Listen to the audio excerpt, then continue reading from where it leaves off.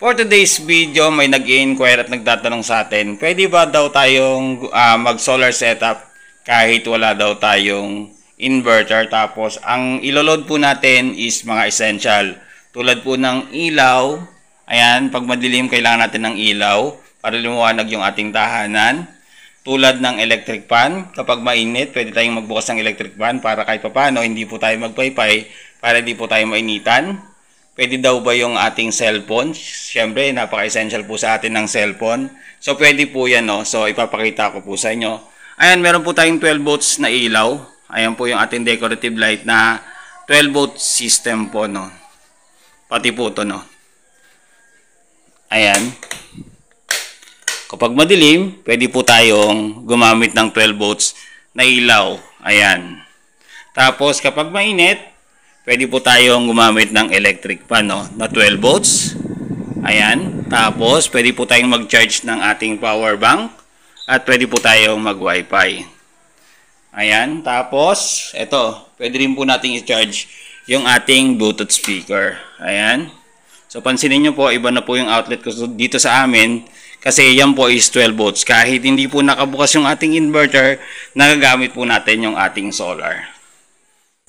Ayan, kung bago ka lang sa aking vlog about dito sa solar, no? So, ito papakita ko na po sa inyo yung kayang pagganahin ng ating solar. So, ang topic po natin kanina, pwede nga daw ba na mag-set up ng solar na ang gamit is essential load tulad ng electric fan, charging ng cellphone, ilaw.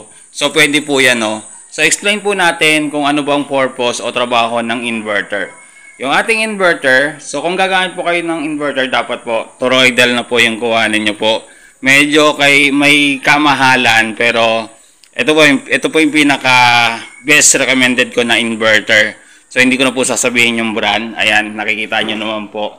So ito po kasi is angko para sa mga demotor na gamit tulad ng washing machine, electric fan. So ang trabaho po nito from DC current is gagawin niyang alternating current na to 20 volts. So, on po natin yung ating inverter.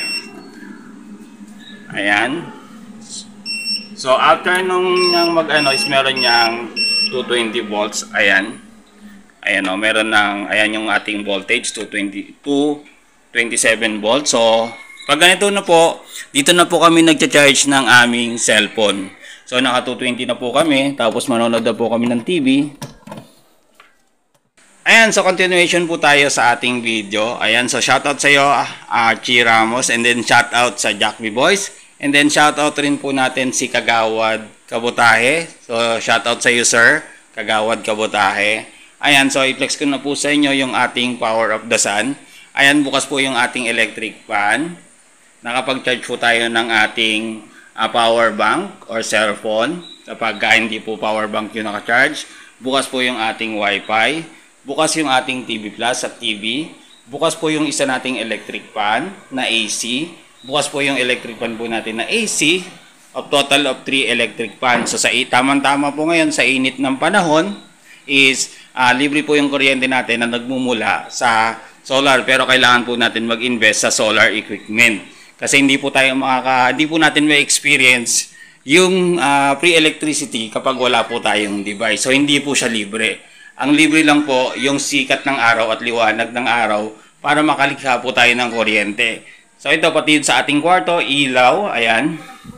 Ayan, pati digital clock po natin yan is power yan ng solar. So ganito lang po para makita po namin yung oras, no? Kailangan naming sigawan siya.